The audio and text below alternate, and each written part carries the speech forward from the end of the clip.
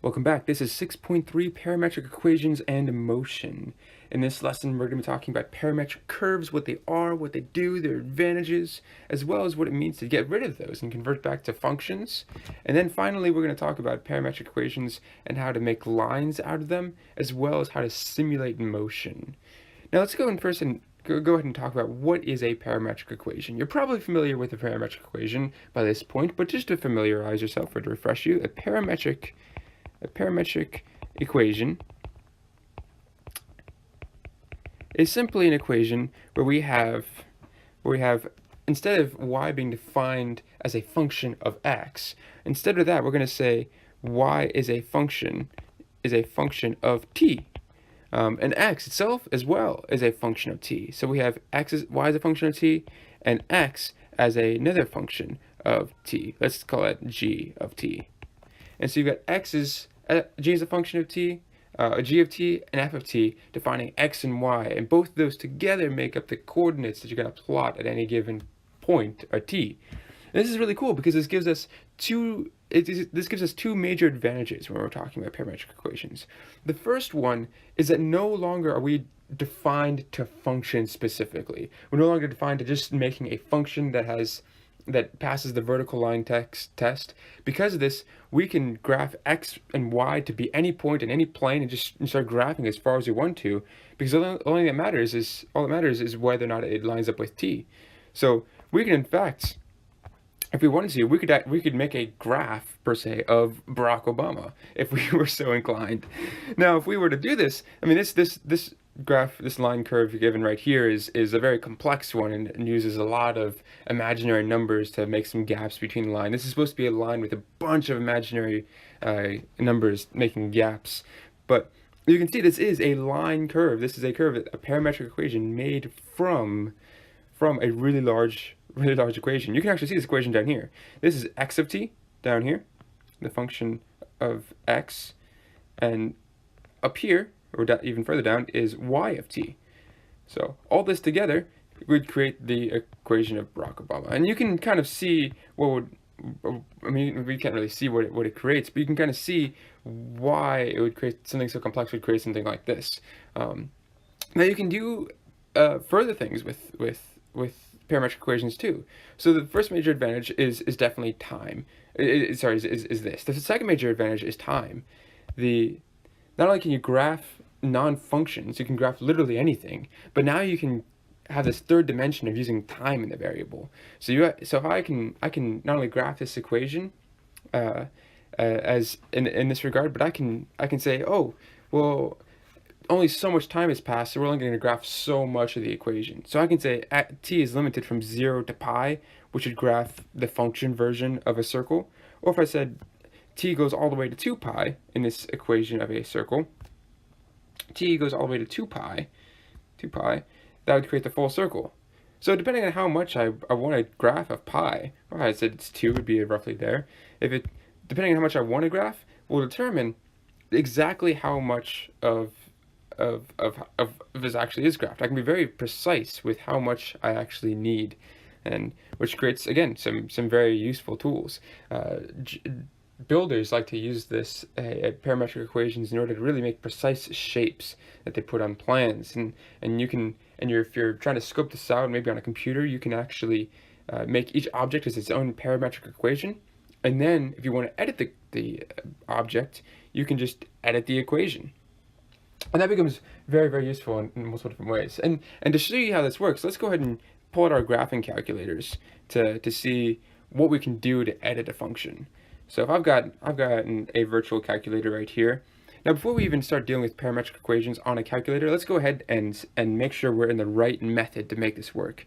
Right next to your if you were to hit y equals and try to graph a parametric equation, it'd give you function mode. It tried to say what is y? What is it in terms of x? And we don't want that. We don't want to say 3x, because that's not going to help us. We want to put it in terms of t. So in order to do that, right next to your second button is the mode button. We'll go ahead and hit that. Now at this point you've changed between radians and degrees pretty often here. We're going to keep it on radians for the moment, but the option right below that is function pair, pole, and seq, and then it means function, parameters, parametric, polar, or sequential equations. So we're going to hit parametric this time. You can explore what the others are like later, but for the sake of this video, we're going to look at parametric. So if we hit that, we get a whole bunch. We now get x of t and y of t represented by these two equations. My two equations seem to fill out 2 lines just for any one equation. And you can see I've already filled out a bunch of stuff already. And we're going to look at this a little bit to explore how this kind of works. So if I were to graph, say, cosine of t and sine of t, you can probably imagine, you can maybe even imagine what this would look like right now. So cosine of t would be, as if you can remember, is in an equation is the x value of any equation of a unit circle. So if the cosine of t is the x value of the unit circle, and the sine of t is the y value of the unit circle, remember that the unit circle equals cosine of t sine of t. That's what we said. So if the x value of the unit circle is cosine of t, and the y value of this unit circle is the sine of t, well, what would happen if we graph the cosine for x and the sine for y? Well, that would just give us a unit circle. That would give us exactly, which you might expect that. Now let's see what happens if we edited it. It changed it up a little bit. If I wanted to, say, graph this red equation, let's go ahead and turn that one on. If I want to graph this red equation, we have the cosine of t minus 1 and the sine of t plus 2. So I've transformed the graph a little bit, and you can probably imagine how this would work out. And in truth, graphing a parametric equation is actually a lot easier than graphing, say, a function. I really love how simple parametric equations make this, because it says, what's the x value? Well, the x value is cosine of t.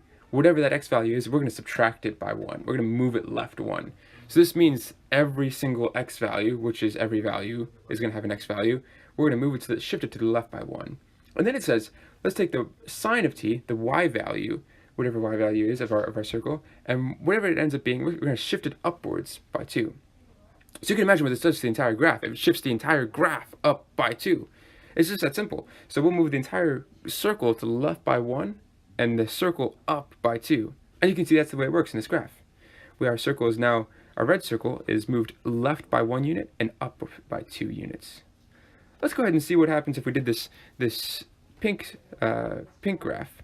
The pink graph itself is the same kind of idea, except now we're going to take the x values and we're going to multiply them by 2. And we're going to take the y values, the sine of t, and we're going to multiply that by 2. Well, that would kind of make sense if the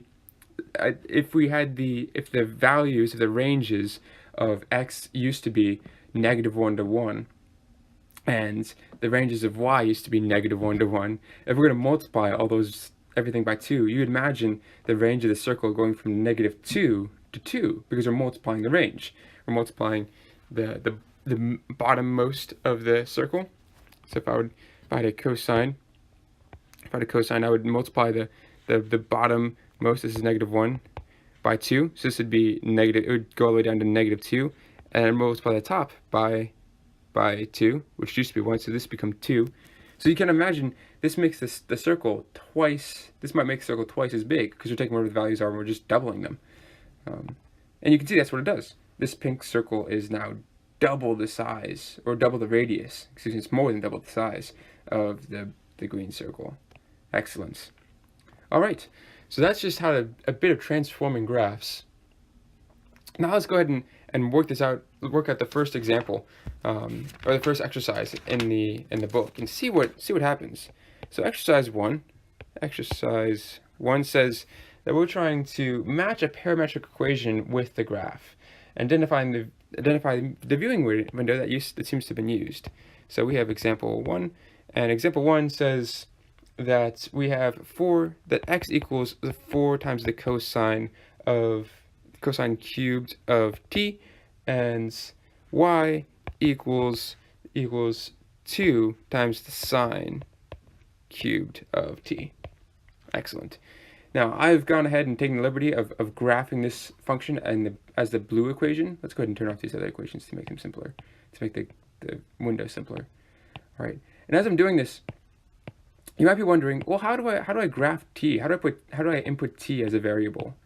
Now, if we can see, and if you look very carefully on the on your calculator, there's that button that you normally press for x, t, theta, n. If you press that button now, because we're in parametric mode, it'll hit t instead of just x. So what I did is I pressed the 4, then the cosine button, then t, then right parentheses, and then I cubed it. So let's go ahead and make sure that's on. If I go ahead and graph this, I'll get something like this, which is kind of might make sense.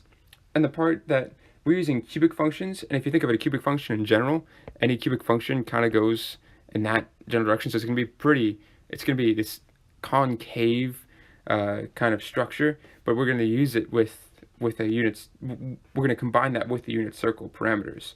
So it'd be 4 times that unit circle, or 4 times that weird shape, which would give, and on the x values, which kind of gives it what we expect. It gives it it goes to about -4 on the left side and to 4 on the right side, and then we go from, and then for the y values are 2 times the sine of t cubed, and so you can kind of imagine that the range here would be -2 to 2, and so it's well and good. So the proper equation here, the proper graph, if you're trying to graph it, and the answer on the book would be B. It would look something like that. So this would be B. Now, as far as the viewing window that we're looking for, you can, well, let's go back to that. The viewing window looks like roughly on the book, it's about -5 to 5 for x. So we could say the answer is B, and the viewing window is -5 to 5. Great. Excellent. Let's go ahead and move on. The next exercise number 5, asks us to complete a table. So we can go ahead and do that. This next exercise, it says exercise 5. It says we have a table where x equals, let's see, what is it? It's t plus 2, and y, let's make this a capital T so it looks clearer, y equals 1 plus 3 over t. Cool. Then we're going to go ahead and make our graph. So x, y, all right. And we have for t, we're going to use -2, -1, 0, and 1, and 2. Okay.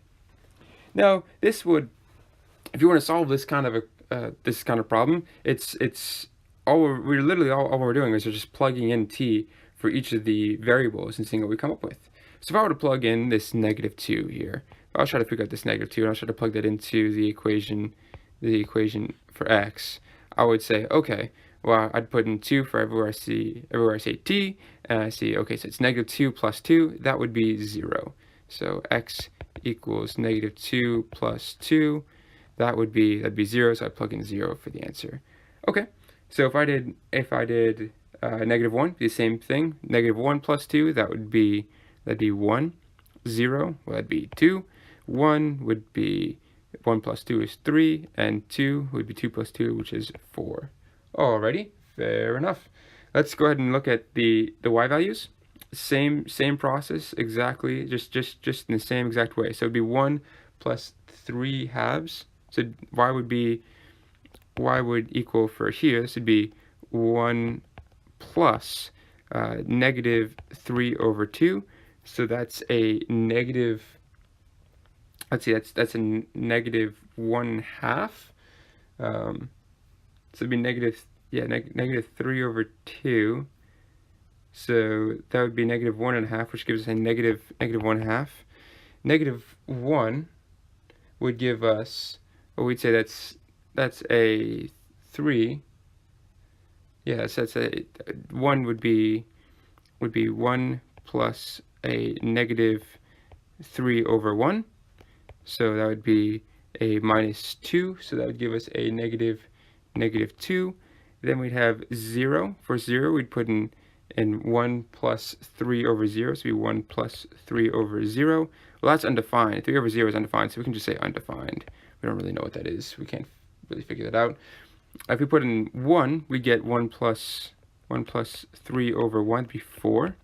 And finally, if you plugged in 2, that'd be 1 plus 3 over 2, which is the same as saying 1 plus 1.5, so that'd be 2.5 or 5 halves. Alrighty, great, and that's all there is to it for exercise 5. And same thing for exercise 6, we'll do the same exact process. Let's continue on and let's see if we can try exercise 7. Exercise 7 says, we're just cruising right along here. Exercise 7 asks us to graph the parametric equation 3 minus x equals 3 minus t squared. So we want to graph that, and y equals 2t. All right. So it asks us to graph that. We're going to go ahead and turn this equation off.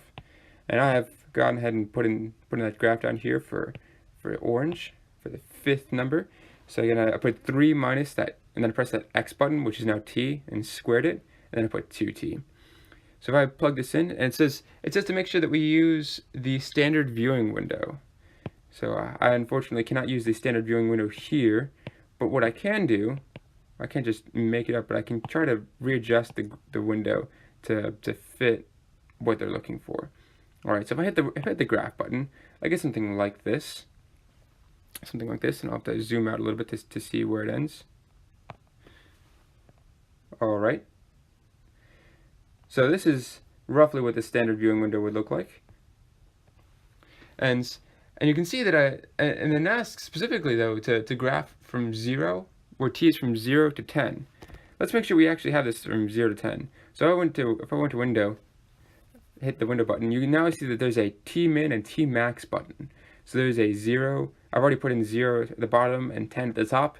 If I did say negative, I don't know, negative 5, it would create a much different equation. You can see that it affects it very drastically.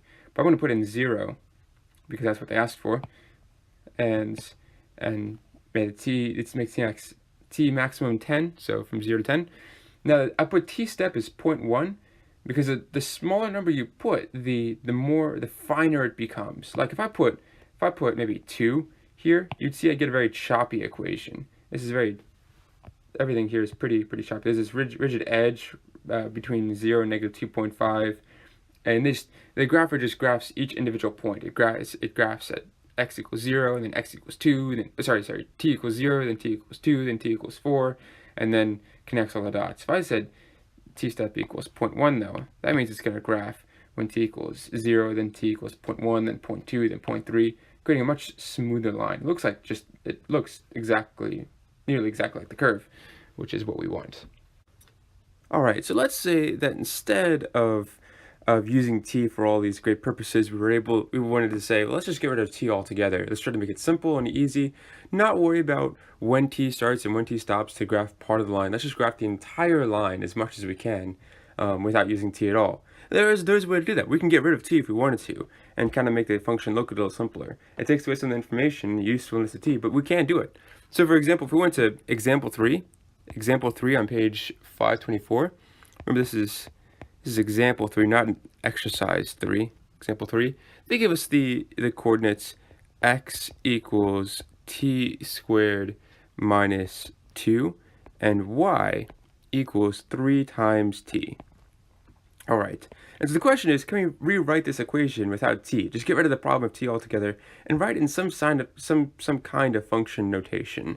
Well, we can. Here we go. So if we could keep x equals t squared minus 2, and what we can do is we can kind of do the same sort of thing we do with substitution, in the sense that if you wanted to solve two equations, and as you learned in algebra, we would substitute one equation into the other using one of the variables. The same thing we'll do here. We'll solve for t on y's end, and then we'll substitute that in for y. So here's how this works. So first thing I'm going to do for y is I'm going to divide both sides by 3 to isolate the t. These 3's cancel out, which gives us y divided by 3 equals t. Excellent. Now that I know that t itself equals y divided by 3, I can substitute y divided by 3 in for t squared on x's side. So I could say x equals y divided by 3 squared minus 2. Cool. Now from here, I just solve by simplifying. So we have x equals, well, that squared would be y squared over 9 minus 2. And we're going to go ahead and solve for y as much as we can. Let's add 2 to both sides. Add 2, which gives us x plus 2 equals y squared divided by 9. If I multiply both sides by 9, I get y squared equals 9 times x plus 2, or y squared equals 18 plus 9x, or 9x plus 18. You could write it a bunch of different ways. And that's about as far as we can go. Now you find this interesting that I left it at y squared equals 9x plus, 18. And the reason why is because if we took the square root, we could take the square root if we wanted to. If we did the square root, we would do y equals the square roots of 9x plus 18. But if we were to do that, we have to remember that this would have to be a positive or negative square root, because we're taking the square root here. And if we left with just the positive, then we'd have the positive half of this equation. If we left with just the negative, we'd have the negative half of this equation. So normally when you actually do this practically, if you were to put this into your graphing calculator as y equals 9, the square root of 9x plus 18, you would have you only have half of the answer. So it'd be y equals square root of 9x plus 18. That would give you, if you were to graph that, that'd give you 1/2 the answer, and y equals negative square root 9x plus 18. So again, we can do it. But remember, this shows us that if we have this y squared here, this won't be a function when we graph it. So that's can be the trouble of trying to deparameterize an equation, a parametric equation, simply because parametric equations are not always functions. And if they aren't functions, then solving like this we can't really put it in a function when we try to put it back into function notation. Let's look at this as example 1. Example 1 is a little simpler because this actually can be written as a function. Oh, sorry, example 11, exercise 11 on page 530. So if we go to exercise 11 on page 530, we would see they would give us x equals 1 plus t and y equals t. Now if we were to solve this, you can go ahead and solve this on your own if you'd like. And if you do, you'd probably see that if we were to solve this, we could solve this either solving t on x's side or t on y's side. For sake of simplicity, I'll solve for t on x's side. So we would get x minus 1 equals t. And then if I plugged it in on y, so t equals x minus 1, plugged it in on y, I get y equals x minus 1. And that's our answer. That's literally all we have to do for that one. We can write that as a function, and that's good to go. So that's all well and good. One last thing to look at before we head off, and that is the idea of trying to take an entire line. What if we already have a line that's in normal notation? I wanted to say, let's put it in parametric notation. Let's try to make it in this really cool new notation. We can do that too. Let's say that I had a line. Let's say I have these. Well, let's start with some axes. Let's draw my axes. Great. And let's say I have a line. I want to draw. Let's say it looks something along the lines of, I don't know. Let's say it looks something like this. Sure. And I want to draw this line as best I can, but I want to use parametric notation to do it. Now, if you wanted to do it this way, you could, and you can get some pretty interesting results if you do. Now, in order to solve this accurately, though, we'll need to do something else. We can't just decide, oh, t is involved in here and let it be there. But what we can do, though, is we can try to say, hey, if I have, and this might scare you for a second, but don't be scared yet.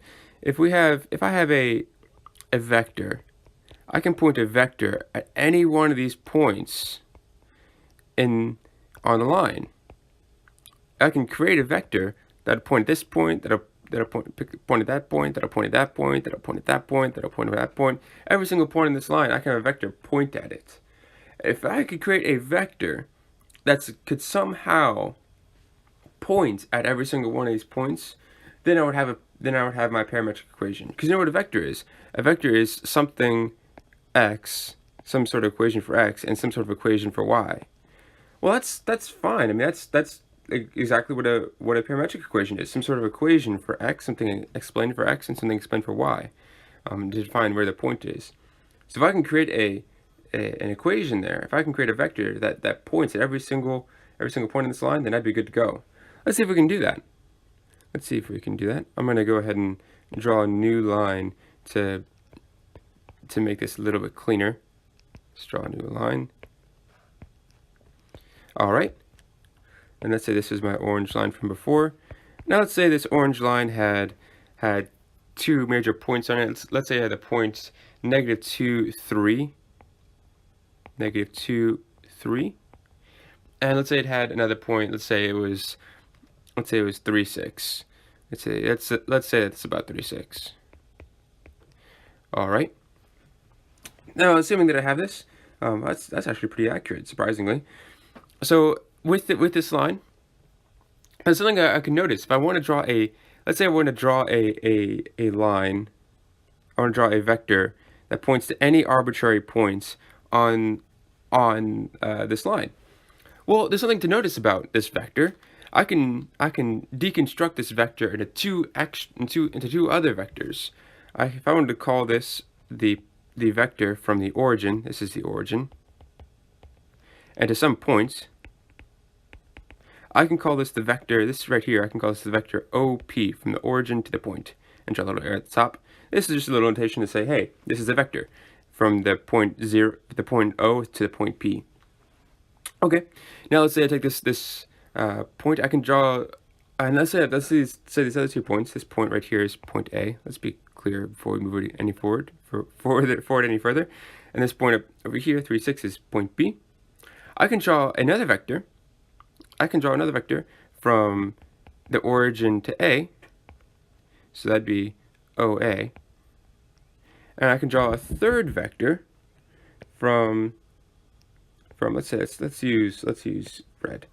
I can draw a third vector from point A to point P. All right, so that's from A to P. So I've got 3 vectors now, and OP, OA, and AP. Now you'll notice that I can actually do something with this. You might if you're familiar so far, you might actually notice something might jump out to you, and that thing is that OP. This goes straight out of our definition of vectors. OP equals that OA vector plus that AP vector.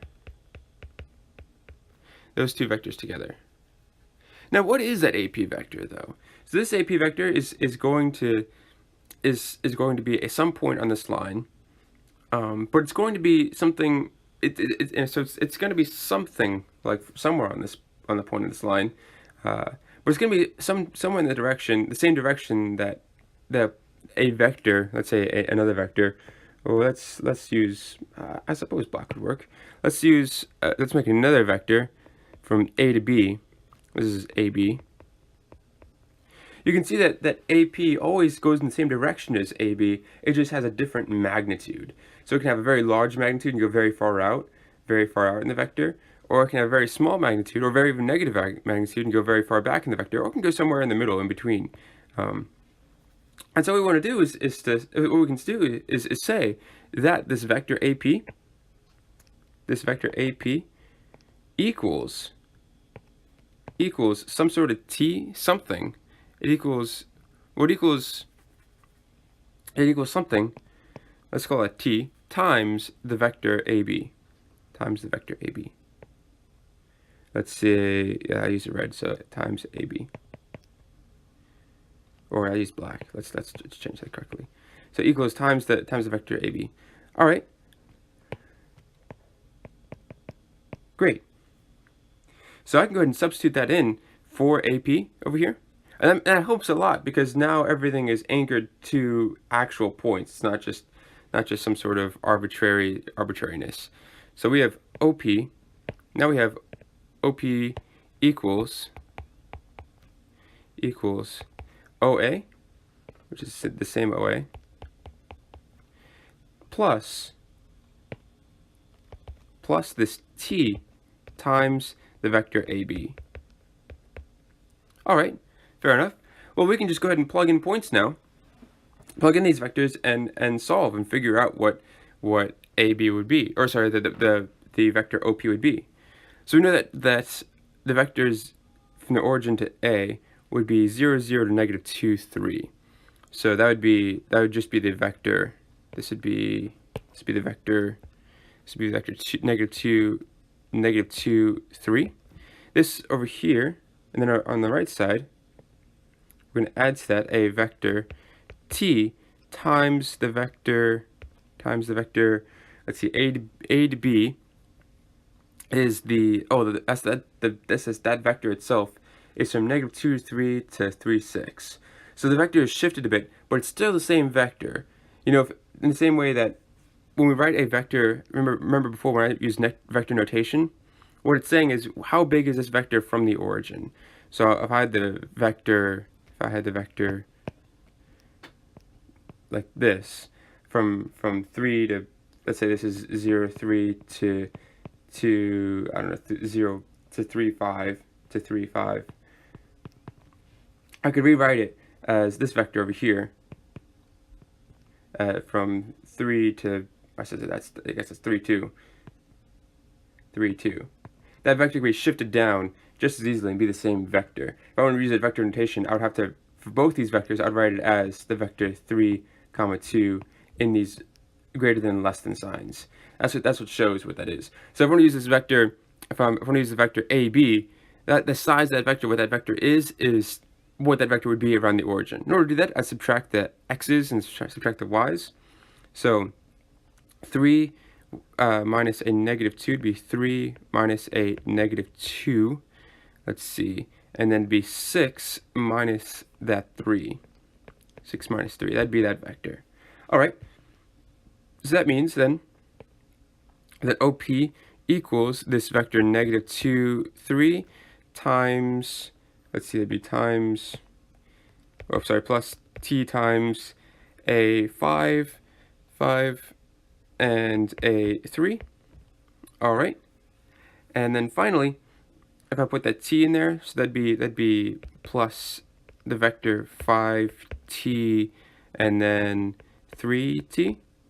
All right. And so if I want to add the 2, 3 into it, add this negative 2, 3 into it, I would just literally put, all I'd have to put is negative 2 plus the x, which is plus 5t, and then 3 plus 3t. All right. And that gives us our vector OP, the vector OP equals all of that business. And there you have it. And that would be that's how we can write this entire vector, or entire line as a vector. So if I were to put in, say, I can rewrite it if I wanted to, and say this whole vector equals, that x equals negative 2 plus 5t, and I could say y equals 3 plus 3t.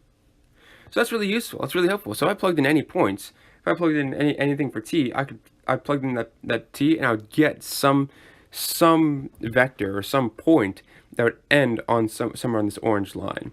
And that's what we did here. That's what we have to do. Which is interesting. You might notice that this itself has some interesting properties to it. So for example, this point negative 2 and the 3 correspond to one of the points on the line. So maybe that's point A, and this 3, 6 is just a difference from this 3, 5 is just a difference, is the distance of x to, this is the change in x to another point, and this is the change in y to another point. In fact, you might notice something really interesting about this specifically. If I were to put 0 in for t, if I put in 0 in for t, I would get, let's say t equals 0.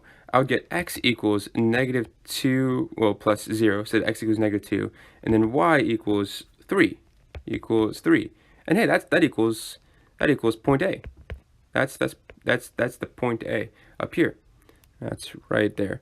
And if I did t equals 1, what would be if t equals 1? that'd be y equals, so that'd be x equals, negative 2 plus 5. Remember, this is the change, so we're taking x, 5 times 1, and yeah, then this would be, remember this is x, the negative 2 is the x coordinate, and then the 5 is the change in x to get to another point, so that would give us the x coordinate, the extra points, so that gives x equals 3. And then on the right side, I have y equals 3 plus 3 times 1. And so that would give us that y plus the change, that initial y plus the change in y, which would give us y equals 6. So you'd see that you might anticipate this now, but that'd give us the point, the second point that we have on our line, 3, 6. So literally, if we put the bounds of 0 is less than or equal to t, which is less than or equal to 1, we would have the boundaries equals the boundaries between, or a line segment between, a line segments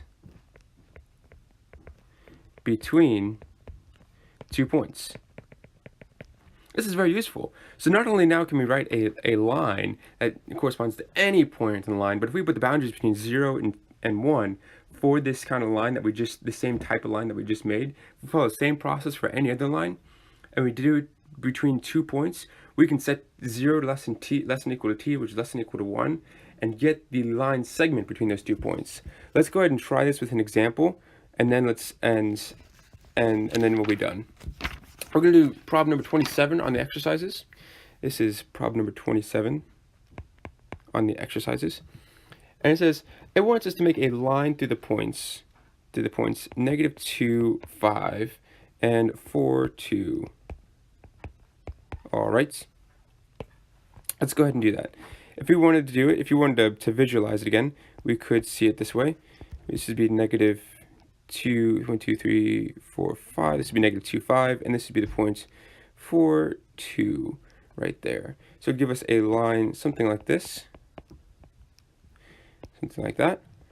So if we were to make a, this is negative 2, 5, and this is negative 2, 5, this is 4, 2. Let's be a little clearer with our writing. And if I wanted to write a parametric equation for this, we can follow the same process we did above. All we have to do is realize that the goal line, this OP, equals OA plus some line to one of the first points plus the line to the second point. Or we can just, and we could do all this and follow all the way down, or we could just follow the formula, this almost formula we have now, that x equals, it's not good to write in your book, in your notes if you wanted to, that the vector itself would equal, let's see, x from point A plus x of the change in x. Let's see, let's actually rewrite this. The change in x to point B, the change in x to point B times t, comma, we'd have, and then y point A plus the change in y to point B times t. And that's literally our formula. So we can go ahead and go through the same process as before, or just use this formula. For the sake of time, I'm going to use this formula for us, so I can get you on to your work and to the rest of your lives.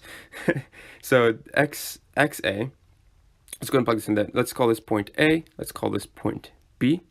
So we have negative 2 for x sub A. So it'd be negative 2 plus what's the change in x to get to the second x? So that'd be a change in 6 points. So from negative 2 to 4, that's 6 times t.